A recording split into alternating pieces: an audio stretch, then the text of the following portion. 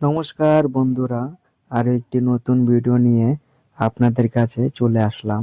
দেখতেই পাচ্ছেন এখানে হচ্ছে টুলু পাম্প রয়েছে।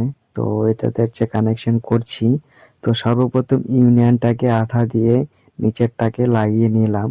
তারপরে উপরে যে এলটা রয়েছে ওটা হচ্ছে আগে লাগানো ছিল, তো ডাইরেক্ট লাগানো ছিল, ওটাকে বাতিল করে এখন ওটাতে ইউনিয়ন সিস্টেম করব ডবলে।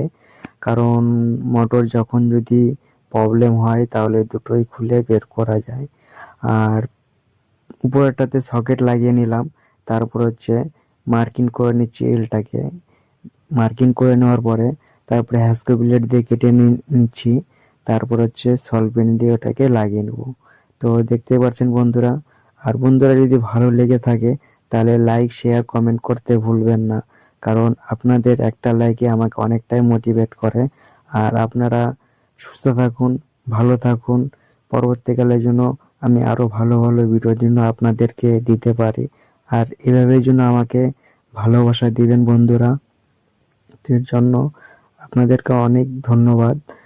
আর এই যে দেখতে পাচ্ছেন যেটা মার্কিং করে রেখে দিয়েছিলাম সেটা হচ্ছে এখন একে একে লাগিয়ে নিচ্ছি। দেখতে পাচ্ছেন উপরে এল রয়েছে, এলটাকে আঠা দিয়ে লাগিয়ে নিলাম।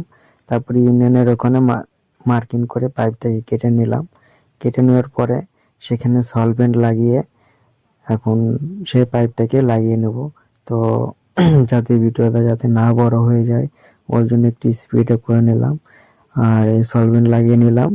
লাগানোর পরে উপরে রেলে সলভেন্ট লাগিয়ে পাইপটাকে লাগিয়ে নিলাম। নেক্সট ভিডিওর জন্য ধন্যবাদ বন্ধুরা।